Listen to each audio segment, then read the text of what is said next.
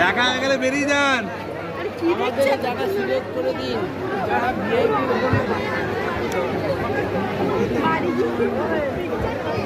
দেখো দেখো, যারা ভিআইপি তাদের ভেতরে ঢোকার সুযোগ দিয়েছে, আর সাধারণ পাবলিক বাইরে মারপিট করবে।